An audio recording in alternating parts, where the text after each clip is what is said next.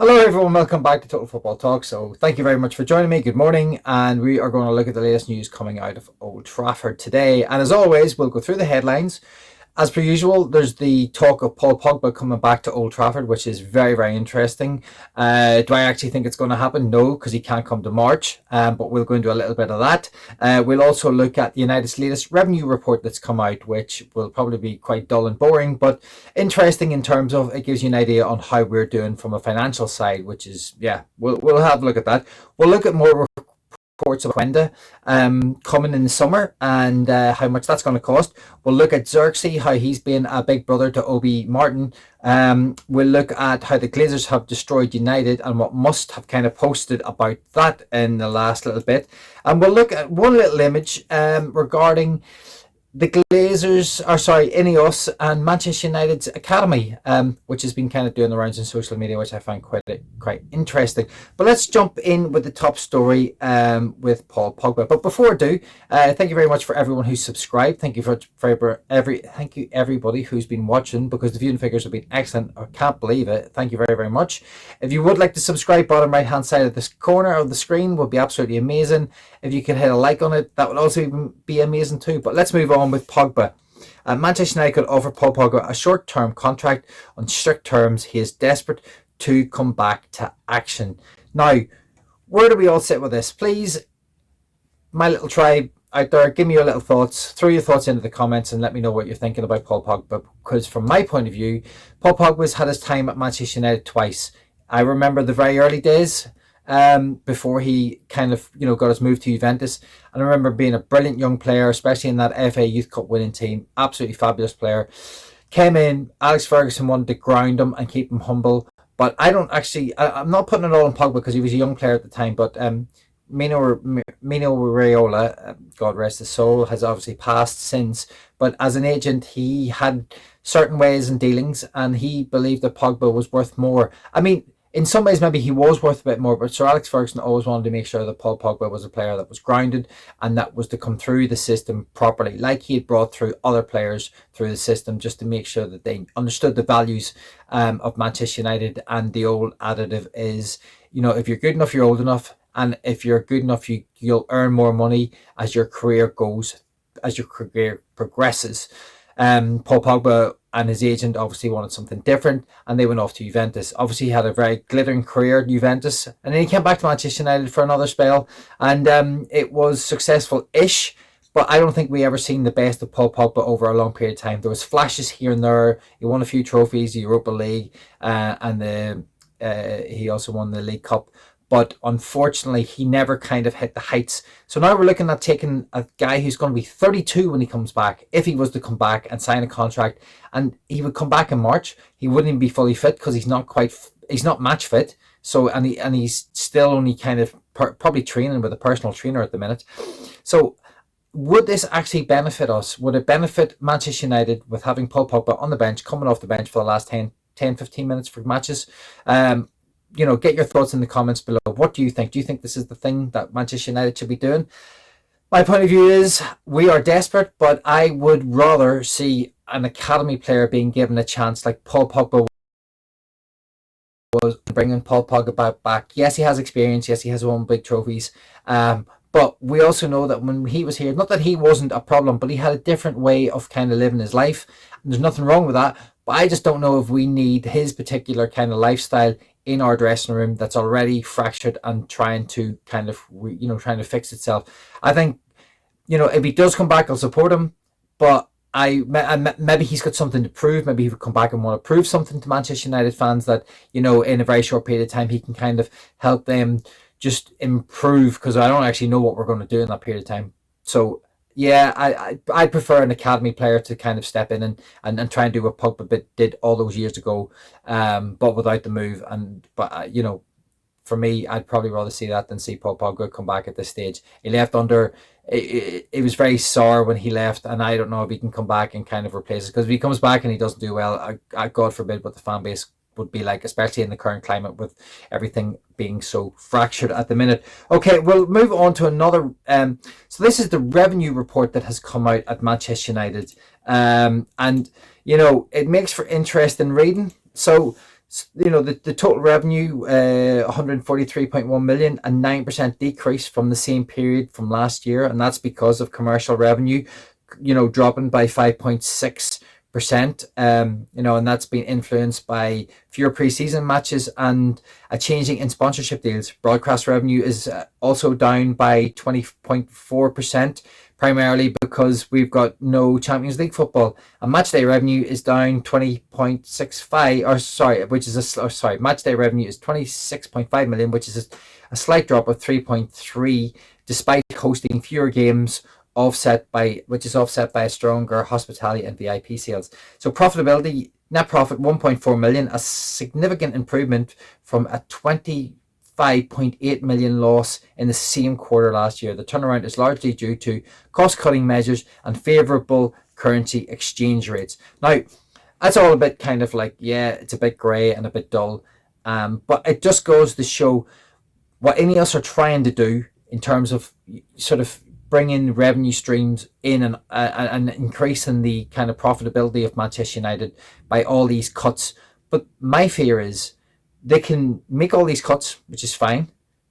It's not fine, but that's what they've done it, so we can't change too much about that. They're obviously down in other departments, sort of, commercial revenue and broadcast due to the Premier League. Now, we're going to even lose. So next year, we can make all these cost-cutting scenarios, but next year, we're going to have the same problem. We're not even going to have potentially European football. We're not even going to have, Premier League money that we keep losing. Is it 3 to 4 million for every position you're down the league? So we're going to lose a massive amount of money there, and possibly loads of money for no European football. So if these profits are sort of stabilised, let's say, God knows what they're going to be like next year. And they're talking about buying Osimhen for 60 odd million pounds. It's laughable. I cannot see for the life of me because how many more cost-cutting scenarios are we going to make? The only other place we can cut the costs is in the team, and that's where it should be. The team should be the place where the cost-cutting is done, not in every other department, because that's where the most money has been spent and most of the money's been wasted. So for me, these are all interesting, but what concerns me is the state of where we're going to be in a year's time if Rubin Amorim cannot get us European football. And I'm not holding him accountable for that. That's on the board. They never give him any tools to work with. And now they're talking about Osimhen. Not a chance. We'll probably be able to afford to pay academy wages, let alone be able to pay Osimhen whatever he wants, because he's at the prime stage of his career where he wants a big contract at a club what's going to potentially show him that they've got something going forward. And I just don't think United are going to do that. I mean, we can talk about it till the cows come home. I hope I'm wrong. I hope to God in the summer someone can laugh at me and go, Keith, you were talking absolutely nonsense. But I've just got a feeling that we're not going to. Osimhen's a dream. It's a pipe dream. But please, God, let me be wrong. Okay, we'll move on to the next report, and it gets funnier. So Manchester United are progressing for talks for a pre-agreement to sign Giovanni Quenda in the summer. United feel the player is worth around 33 million. Sporting want closer to 50 million. Quenda is certainly keen to join United. Okay, great. 33 million. Yeah, I think that's still a lot of money for an unproven 17-year-old in the Premier League. Fine. Okay, got it. 50 million, having a laugh. What? They want 50 million. Now, I'm not saying he's not worth 50 million. And, and that obviously was coming from Ben Jacobs, who's a very good journalist on Chelsea. He's brilliant on Chelsea. Does some stuff on United. Very, very good. Very, very reliable. Was very good through the whole Qatar and Ineos takeover. But let me break it down.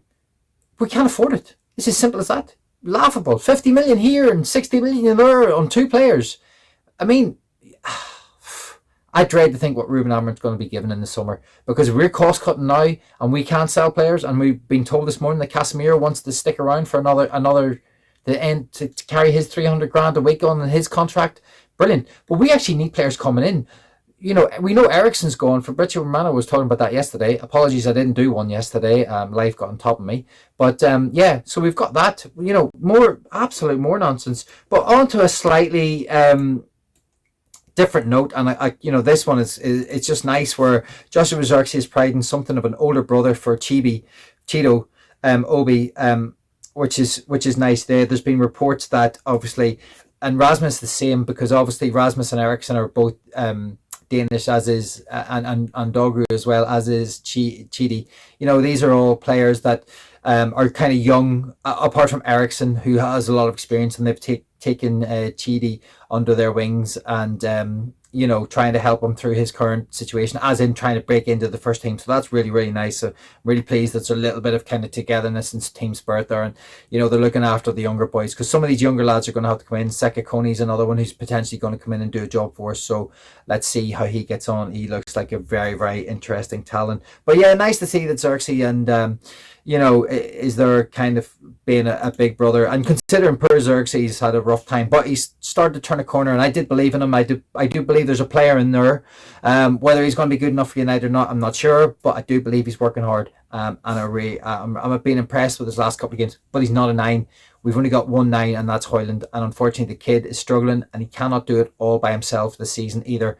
But we're putting even more pressure on a 17-year-old to come in and help us turn the season around. So it's going to be very, very difficult on our 2 number 9s going forward. I have no idea how this is going to fare out. I kind of dread it, and I just hope that Chido Obi can kind of make it through the first couple of his months of his career without actually getting slaughtered, because kid wouldn't deserve it. Okay, well, let's move on to the next one. And Manchester United are skint. Well, there's something we didn't know. So kind of going back to what I was saying before, the Glazers, debt, this is from Must, is costing Manchester United 37 million a year. So there's a player every year that we're down at least, with having to waste money on this, servicing the debt. Rubin, on the field, each league place we drop, sorry, it was 4 million. I thought it was 3 million. It's 4 million we drop. And terrible tradings has cost Manchester United tens of millions. And then, on the other hand, things to make a difference, ticket prices, the £66 charge have made the club £1 million before. Down for yourself. Tell me what you think. Let me know what your thoughts are. Must have made it very, very clear. It's not about ticket prices. It's not about all these cost cutting behind the scenes. We know what the main problem is. Stupid contracts, stupid wages. Mason doesn't play on the sidelines, Mr. Treatment Table, alongside Luke Shaw. I don't even know what their wages together combined would be. 450,000 a week? Laughable. Absolutely. Nearly £500,000 a week on 2 players that have... Luke Shaw hasn't even kicked the ball in a year. Joke. So we are just floundering, and the Ineos are absolutely just... And the Glazers, this is mostly on the Glazers, and Ineos have kind of serviced them, which is just ridiculous. And this is the last thing, which kind of just sums it all up for me. This picture was doing the round. Spurs ground, sponsored by Ineos, and there's our kids on the bench, and that's where we are right now. We are left with a bunch of academy kids, and all these kids have talent, and I think a lot of these kids could potentially go on and do great things. Whether they do it with Manchester United or whether they do it with someone else, I don't know yet. There's a long way to go. Some of these kids are very, very talented, and I just hope they get the opportunity, and I hope they take it. And if they are all come through, it would be absolutely amazing for Manchester United. Just can't see it. Cannot see this happening. Some of them will make it. Some of them will make it somewhere else, and probably will all have good careers, which I hope they do, because it's important that the United Academy just keeps going and creates group players. But these kids, it's kind of being left upon their shoulder to maybe help get us out of a mess that they don't deserve to be in. They don't deserve to be going into that mess. So, as I said, Ineos at Spurs, sponsoring them, and where are they with trying to pump money into Manchester United in terms of trying to help us bring in players in the January transfer window and also in the summer? Well, let's see. Going to be a big summer, but I'm expecting disappointment. I'm expecting to be disappointed. And when you look at an image like that, it's absolutely scandalous that we are left in the situation that we're in. And as I said, the bulk of that goes back onto the Glazers, who have destroyed this club and carry on to destroy it. Sorry guys, I've ranted a bit this morning. I'm Keith. Thank you very much for listening, and I'll see you on the next one.